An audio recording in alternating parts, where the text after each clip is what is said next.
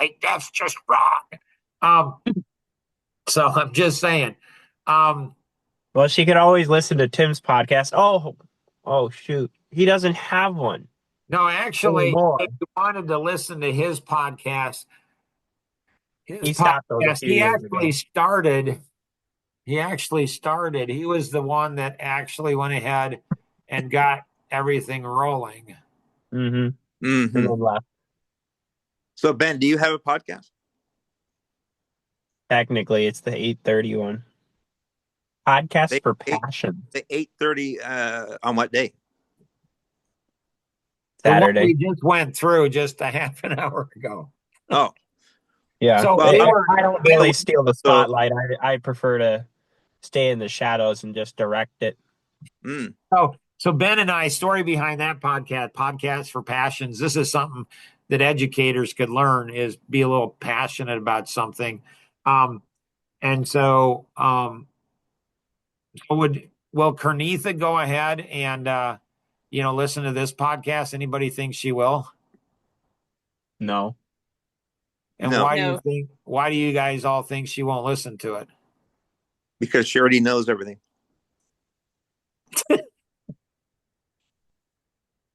I hope she doesn't listen to it. Because she wasn't on it, so she's not going to worry about going back and see what she said. Or was that about her? Like, it's so intriguing. So I was gonna say, well, the reason is because she's a woman and she doesn't want to listen to anybody else talk. She just wants to talk. And the other reason is because she's a black woman, and a black woman is just a white woman on steroids. It's just 10x it. Whatever the woman is, the black woman's more. So people will be like, did Mark just diss like women or black women or both? Like, what did he do? Like, they can't figure out. It's like it twists their minds because they're not used to this. And then Kernetha's got, in addition to that, she's a minister, she's a pastor. So they're just like that too. So she's got like a triple thing. So a minister has no Trifecta, problem. major trifecta. Yeah. It's like a minister wants you to come listen to him every Sunday. They have no problem doing that but then, With, so she's with not going to. the collection plate being passed around at the same time. No, they've Don't gotten forget better at that. They've gotten better at that. Uh-huh. Where, oh my gracious, Kernetha, you're here. Yeah, yes, I am, but I may not be able to get on the camera because No, you are on the camera. We're on the camera. Okay. Yeah, Okay. yeah. So we were just talking about you. Well, all righty. Praise God. Right? Like, we were talking about you, and it's like, I love Kernetha. She's like me. Oh yeah, we it's called Voices of Integrity. So why is Kernetha like you, Mark? Good question. I always like when people are curious about what I'm thinking and why I'm thinking what I'm thinking. Well, she thinks whenever anybody's talking about her, they must be saying something positive. Because how could you possibly not say something positive about Mark Boersma? Like, I don't understand it. Don, he actually disparaged you. That's beautiful. Okay, you can throw me under the bus, Mark. Oh, see, I get confused with Don because I never know. Sometimes he's a man and sometimes he's a woman, and I never know which he is. Like I never know. I'm like, is he a man or is he a woman? So when he was talking about you, I'm like, that's a real man. Like, that's a real white male over 50. Like, that guy's got a couple. Oh, by the way, if you're listening to this, you thought we warned you on the previous two podcasts. You don't want to listen. This one's even more. You do not want to listen, and definitely don't have grandkids in the back. Like, you do not want to. I'm just warning you, this podcast is out of control. You cannot control it. You just can't. So that you've been duly warned, okay? You've been duly warned about that. And so, like, women, it's so funny, Kernetha. I'm sure you know this. Women are just masterful at telling you one thing to your face and then behind your back saying something different. I No, guess yes. I guess you can't put all women in the So this same is box. what's so weird, Kernetha. Like women also add words. Like they hear words that I didn't say and they don't hear the words I did say. So I never said all women, never said it. And so what that reveals that anytime a woman does that, what that does is it reveals to me that she's over identifying as a woman. Like and this is what happens in the Black community. This is what happens with ministers too. Whenever you say something about the Black community, all of a sudden somebody who over identifies as a Black person, Black man or woman, they'll go, all Blacks aren't like that. And it's like, I didn't say all, you said all.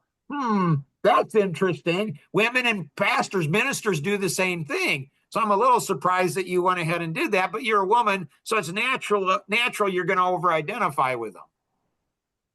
Like, Wow. right? Wow. Right?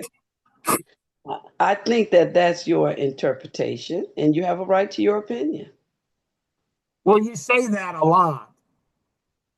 And I get it. I understand because I'm studying you a lot more than you're studying me. I know. That's my opinion. And my opinion's worthless because I'm a white male. You don't give a shit about my opinion. I get it. And it's okay. I accept that. I accept that you're not purposely or intentionally demeaning me. You're not purposely and as long as a woman doesn't purposely, intentionally demean somebody, well, then it's okay to demean them because I didn't intentionally do it. But if like I was raised racist and I didn't even know it. Like like my dad said all the time, cotton picker. I didn't know, like, and he wasn't racist.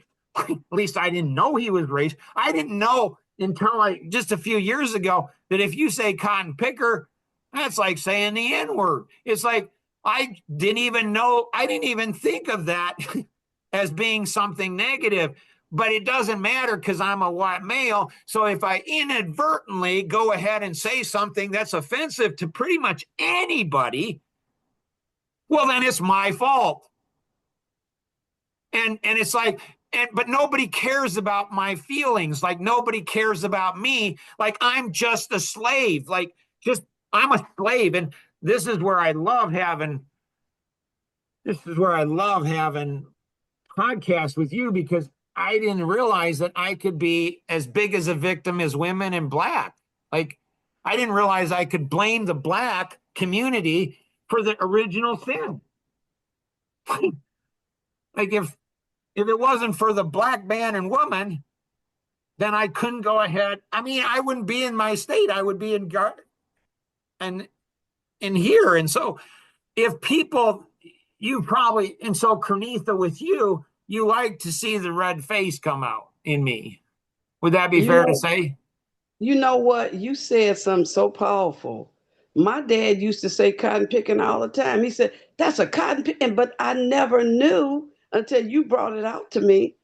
My dad would say it just like he said something like, that's a cotton picking. And I would hear that word, but it was nothing to me but like cotton picking. And I never knew anything about it, Oh, you either. know. The first time somebody said something, they said, Mark, you're a racist because you said, and that's derogatory to the Black community. I'm like, really? I'm like, how is that? Because I the didn't Blacks know pick cotton. Like, oh my goodness. So I'm not saying it's women and it's Black community and stuff are conspiring against, the white man over 50. Just shut him up, silence him. Don't get him to say anything because he's just anything he says, anything that comes out of his mouth can be, so you just held don't against talk. them. You just don't. Are you Mm. serious? Are you just messing with me? You know what? It's like anything you say can be held against you because when I was teaching out of school, it was a black guy and he played country western. And I said, I love that hillbilly music. And then he told me, do not say that. That's an insult. And I'm like, but what did I say? Like Jed Clampett, I was raised on the hillbillies. Right. So Like so I don't say it anymore. right. When I go ahead and compare Don to, to a little girl, I think he's going to say, "Wow, Mark, thanks. You love little girls."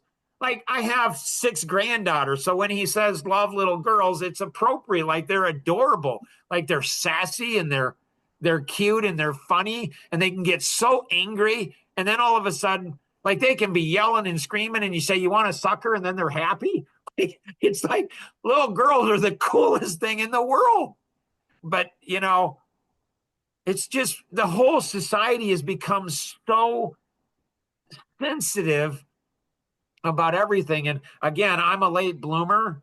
I didn't realize that I could use my feelings to manipulate and weaponize everything until I was 59.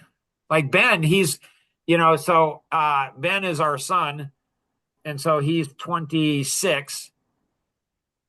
You're 26, right, Ben? Yes, sir. So he's 26 years old. And so he and my youngest brother are the ones that went ahead and introduced me 2 years ago, year and a half ago, that my feelings mattered. Mhm. I'm thinking he might have wished he hadn't introduced me to that concept. He's like, Dad, your feelings matter. I'm like, I, really? I was hoping that if your feelings mattered, my feelings would matter. Did not happen. Right. And then we can both be a bunch of wusses. Right. Yep. Because men aren't allowed to cry. No, I cry all the time. Mhm. That's not being a wuss. That's actually having a heart. It's actually being vulnerable. It's actually showing that you care. It's actually no, I cry more than my wife does. Mhm. I mean, I cry all the time because I actually care about something. And it's like, Yes. are you kidding? And but I didn't know that I could use my feelings as weapons to get to shame people and to go ahead and get people. So I'm not very good at weaponizing my feelings, but I'm getting better. And Ben's all to thank for that. Like he's like, man, I appreciate you, Ben. Thank you. Yeah, thank you, Ben. Ben, is there anything Thank else you. that you wanted to accomplish today? I Good to still have haven't you on. still haven't accomplished my thing I asked. So he keeps coming back. So he has he's one of 7 children, 6 that are still alive physically. And so, um, he has a youngest brother, Tim. So he's 6 of 7. So he's a younger brother, Tim, that he's very jealous of.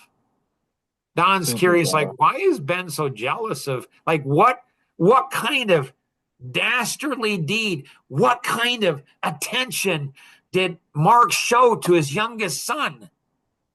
Don's like, man, did he give him a huge down payment for a house? Like, did he buy a house for him? Did he buy a car? Like, what did he do to go ahead and create this type of jealousy? Don's wondering that. Well, I'm wondering why you didn't come to me for the loan on that house. That's what I'm wondering. And I like to say that my father's name was Ben, so we have a connection right there. All And right. and I and I'd like to add on to that. Remember Joseph in the Bible when his dad, because he was almost the last of his children in his I old don't think age, you're going to help, Kernetha. I think he this is going gave to him hurt the situation. he gave him a robe of many colors, and That his was brother. stupid, And I thought that was kind of cray cray myself. But check right? it out. Check Like, it out. I'm gonna use my own experience. okay, My good, because that one's not a good one. I have 5 children. Okay. My middle child, God told her to do the movie The Coming by Joy Jones. That's in Amazon now. You can see it free in Tubi. Now, God told me to help her do the movie. Now, being a mother, I was going to help all my children anywho.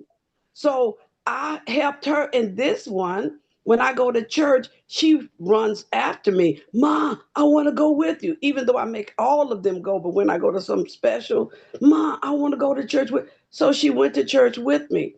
That's when God told her to make the movie on his second coming. That she did over the course of 17 years. Now, my children would think that I like her more than them, which is a lie from the abyss of hell. But the reason why we stuck together and we were prayer warriors together is because we connected more so in the spirit realm. She was more spiritually mature. So some of my other children look at me like, Ma, you like joy more than you like us. And I tried to, it's kind of like the prodigal son. When he went out there, wasted all his money in sin, and he came back repented. And the daddy said, hey, give him the ring, give him the best robe, get the best, we're going to celebrate the best food.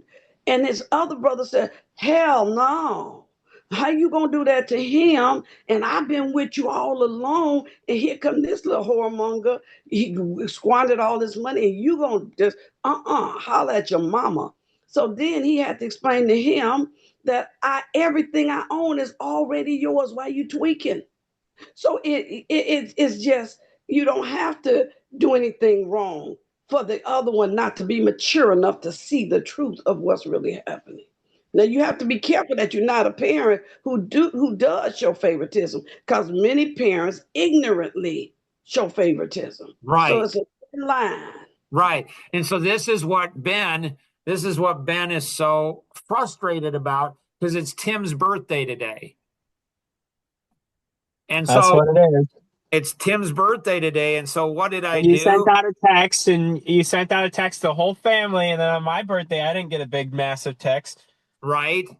And so Oh, I somebody's a baby. mistaken. So I said, Tim, happy birthday, buddy. So many memories, so many feelings, so much, so much, so much. I remember the day you were born, the moment you came into this world. You, my friend and son, have changed the life of your father forever. I hope you have a wonderful birthday. Be safe, be smart.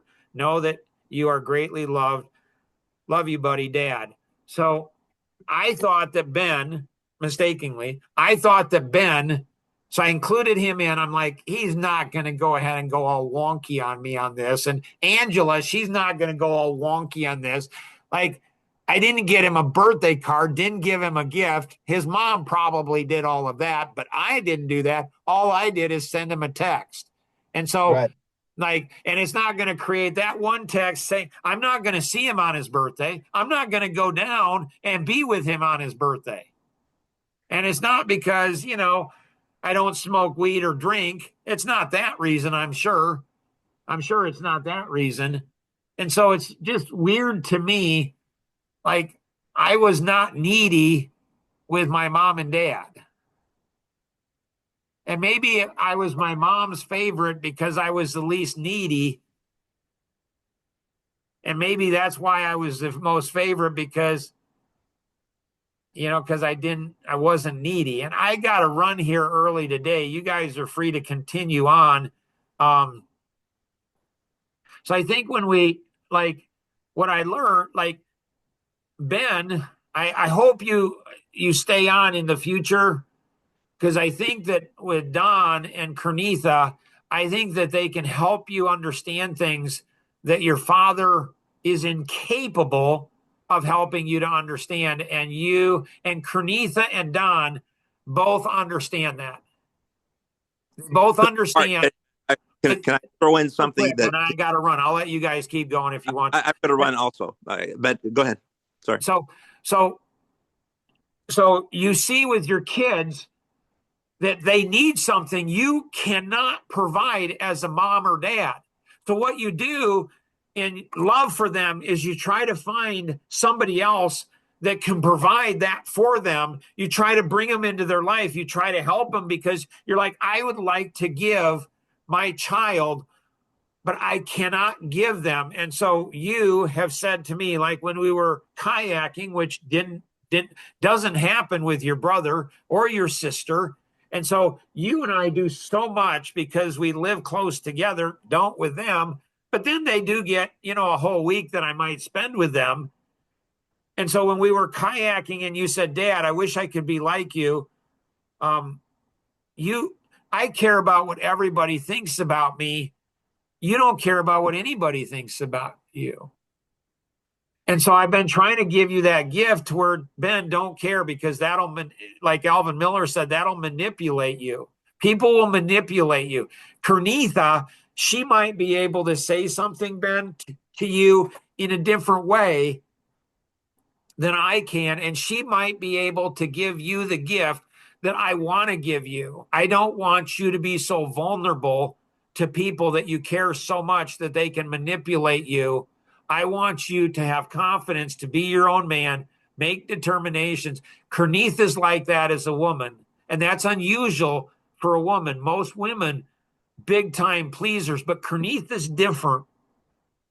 And so she might be able to say something in a way that I can't say something that will resonate with you. And if she's able to help you, Ben, that will mean more to me as a dad than anything else she could do.